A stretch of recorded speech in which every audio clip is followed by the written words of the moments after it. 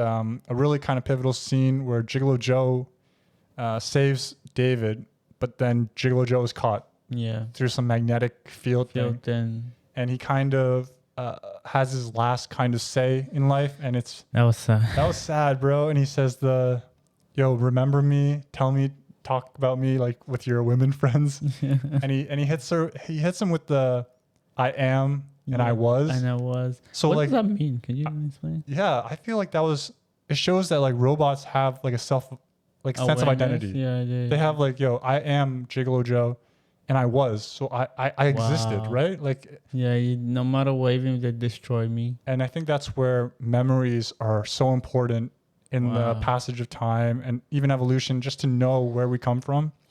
And Gigolo, that was so sad. Gigolo Joe, man. And like, it's funny earlier on when he does like the dance stuff, and David's like, why do you do that? And he says, it's because it's me, right? It's like, it's who I am. Like, this is, so he is like, robots can be different. And Gigolo Joe and David have like this really deep connection. Like kind of, Gigolo Joe saved David from losing hope way earlier in the film. Yeah, it's kind of eerie too, because they have that scene where they pan up and you see all the super mecha people looking down and watching, just watching them. And it's kind of sad because it's just like those robots wanted to keep David alive too. They wanted to have him around and stuff. But David's wish was... Do you think he was destroyed? Like he actually did deactivate himself? Yeah, after that? That's what I feel, yeah. Because like he closed his eyes. Because he would never close his eyes, right? Right, too. Yeah. So I think he would never close his eyes unless he's just gone. Oh, man. So I think... Good. I actually didn't pick that up. Yeah, so that's what I'm pretty sure. That's what I feel. Teddy's just up there. Yeah, and Teddy's just there. Guardian angel always there. And I think a lot of people found it sentimental because David... So you didn't like that? Yeah, because he got like the great ending. But it's actually, I found it super sad because I felt like it wasn't, I didn't think it was his real mother. It was never. I mean, they said it was though. Like they do bring them back and they do have some of the memories, but you can't just... You can't simulate a human being that's gone. And so it's just, he just gets everything simulated that he ever wanted, which is kind of sad because it's not like a real... it's not a real human. It's not like a real connection, but he's happy with that. So I don't know. I found it very just eerie kind of. But I think I was researching on it, and people said the reason why they also hated it because they feel Kubrick wouldn't have done that at the end. That was the Spielberg thing to add they pretty much just said the last 20 minutes of the movie was Spielberg trying to bring everything, because that's how he does his movie. Like, it has to be a good ending and you feel happy at the end. And I did feel good. Like, I felt the whole movie came together. It did, yeah. If it went the other way, yes, I won't mind. But, like, it does give you a good feeling that, okay, this robot/kid definitely got what he wanted. Yeah, and he worked so hard to get it. He worked so hard. You know, and that's what humans should be. Like, I have a quote here. I do believe, what I got out the movie, right, was that, like, dreams do come true, you know? Yeah. It's not how you might envision it or how you want it to plan out. But if you really work towards what you want and believe in it, and that's what you wholeheartedly want. Yeah, wholeheartedly want. It can come true. It might not be the way you plan, but it will come true. Yeah. Just keep persevering, man. Yeah, I think that's a thing where they say, like, dreams never fade away, but people just stop chasing them. Yes. Oh my God, give me that.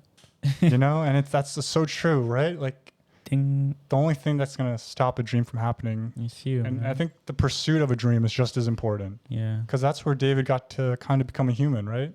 Through Gigolo Joe and all those guys. Yeah. That actually hits a nerve, you know, because I'm going to share a little story about myself, because I did want to be a web developer. There's a period where I really and I learned a lot, and I don't regret the experience I got, because it kind of plays a part into my life eventually. Yeah. But I stopped chasing that dream, and I wonder some days what my life would have been if I kept doing that, you know? Yeah. And sometimes I question myself, is that I wasn't smart enough or good enough? Is that a fire alarm? I don't know. Well, sorry, apologies for that. Maybe we try and cut that out, but we're almost done anyway, so we'll just go with it. But yeah, I really, So if whatever dreams you have, just chase them, man. Like, even what we're doing, I believe, is a dream too, you know? Yeah. I thought we have to keep persevering and keep pushing. You know? Yeah, I think that goes hand in hand with just like, there's like a concept of like once you get older, like you're not like things won't happen for you as much. But I really like youth just blooms eternally. It depends on like how you feel about things, right? And like us doing this podcast, I feel like it's like super exciting and super fun. And I don't think I would have done this if I had made different decisions in my life. Yeah. And I'm super glad to be here with Abdul. Yeah. And to do these things. It's so crazy. Like if we didn't meet each other and oh my God. Like even when we met each other, did you even think this was what's gonna come out? Nah, dude. It was probably just two friends just chilling. Like life is funny, you know, and I can't wait to see what the future holds for us. Dude, I still remember the first time I met you. What happened? I can't remember. My memory's so bad. Yeah. what remember I just said like, hey man, you have like a good vibe. No way. That was like the first thing I said to you. And I was like new. I wasn't in the city yet. So I was like meeting all these people and I was just like, dude, you have a good vibe. And then and you're like, dude, thanks. And I just remember that vividly. And it was just like, and then we just became fast friends after that. And I was like, if I hadn't said that, maybe we wouldn't have been as good friends. I actually can't remember that. My memory is so bad, yeah. Dude, I remember that clearly. So I just remember like being around you and I was like, dude, this guy's got a really good vibe. Wow. And that's another thing that I do these days. It's like, it's this idea like see it and say it. So if you see something, dude, say it, man. It's like not worth like keeping it to yourself. Dude, it's so crazy that you say that. I was watching an interview of Pharrell because he dropped a new human race shoes. And he's the person who, I watched Twitch. Someone was pretty much commenting. Yeah. And this person said the same thing. Like Pharrell is like that. When he feels like you're doing something great. Yeah. And in the interview, he did the same thing. It's like, you are really amazing. Like what you're doing. And he said it at that moment. And it doesn't take anything away from you. But you're acknowledging what the person is presenting to you. You're giving off the same energy. Yeah. Right? So that's so ironic that you bring that up. Wow. Dude, man. Crazy. I watched that yesterday and you're saying that now. Dude, I really believe that. Like, I think there's so many times where you see something and you just let it slide by and then it's just like, that's a thing that can connect you with another person really deeply. Like, if you just say something, like when you see it, say it, you know? Yeah. And I agree with you. Man. I think that's another, and it's like the film too, man. Like, I don't know if, David, like if he didn't meet Gigolo Joe and like attach him, like like he pretty much held his hand. That's the reason why the medal was because he held his hand. He didn't want to let him go. I still don't get that part, but he just decided to like, don't let me go, don't let him take me. You know? And look how the connection they have. Yeah, I think now we should segment to Harley Joe Osment. Oh man, I think.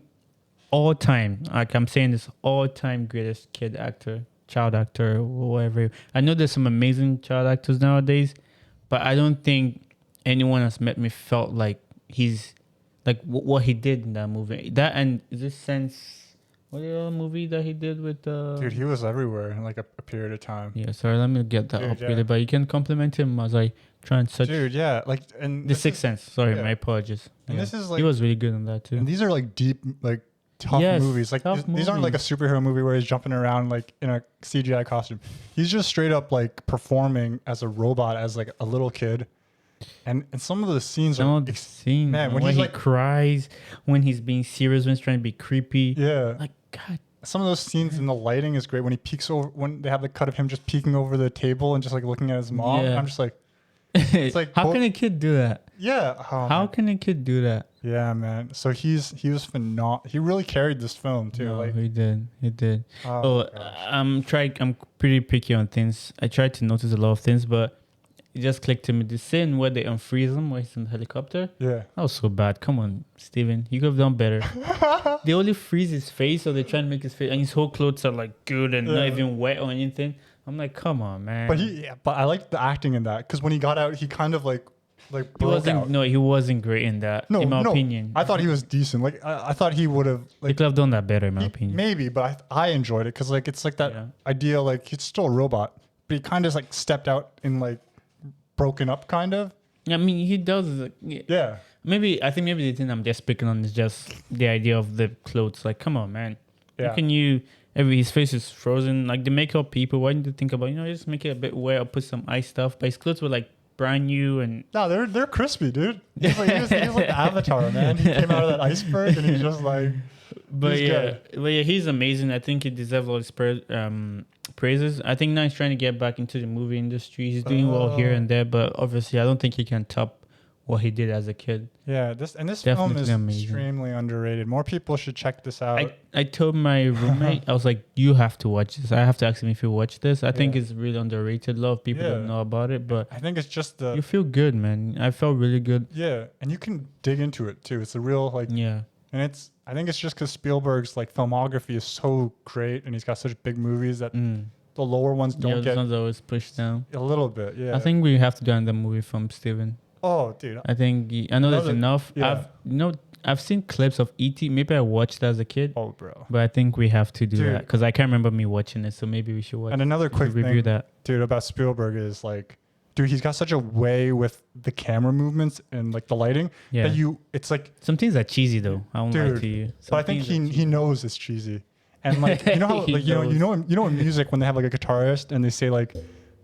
He's hitting the same notes, but they feel different because the tone is in his hands. Yeah, dude, there's like something about the movement and like the cinematography of Spielberg's eyes that are just like, especially in that early part of the movie.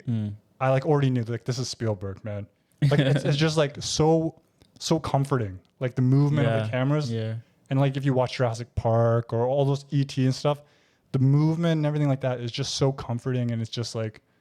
Yeah, dude, it's Spielberg, man. I need to watch more of his catalog and his stuff because after watching this, I love Scorsese, but this guy is close, man. Dude, he's I love Scorsese because Scorsese gives me the other side of it, and this guy gives me the side where he gets me. Like, I don't know, maybe I have a inner child in me. I don't know, but he gets me. That's what I think. A lot of people talk about Spielberg is he can reach that like inner child that like I don't think a lot of other directors really do properly. Yeah, he does for sure. And just Spielberg's another breed though. Like they're like same beast but different breed. Different breed. Yeah, that's how it. Yeah. Oh my God. I love them. All right, so let's try and wrap things up. Yeah, man. I think again, this is probably the best movie. It is the best movie we've reviewed so far. I feel so. Yeah. Personally, to me. It's probably the best movie I've watched this year. Dude, that's great. There's more to come. Maybe there'll probably be some that'll beat it, but so far, it's the best thing I've watched. Bless for recommending it, man. That was a recommend. Also, it's congratulations. It's like the 20th anniversary of the film too. No joke. It came out 20 years ago.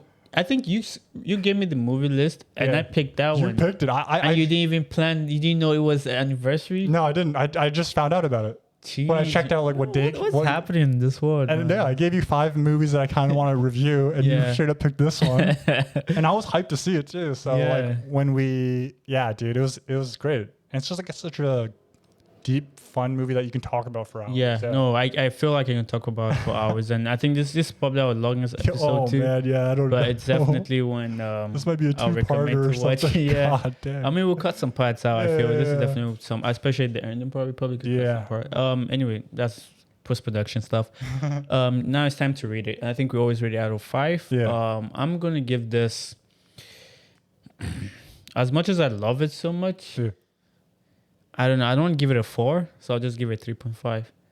It's the best movie I've watched, but I can't give it a 4. I think maybe that's why I always run away from Spielberg's movies, because I think it's made for the general people, and that's the only reason why I'm dropping the 0.5. I think there's a lot of deeper meaning, and maybe the reason why I love this movie too is because of Kubrick. Like, if this was a solo Kubrick movie, maybe I'll be a bit biased and give it a 4. I'm being honest. You're good. But I think Steven kind of tamed a lot of things in this, so that's why I'm giving it a 3. Well, 3.5. 3.5. Yeah, out of 5. Yeah.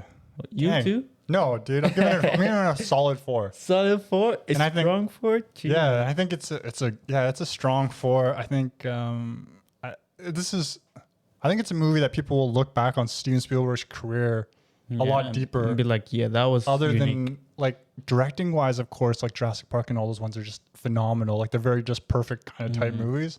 But if you kind of want to dig deep on like what Steven Spielberg kind of thinks about like all this futuristic stuff and Kubrick's concepts, which are what I think you really like about the movie too.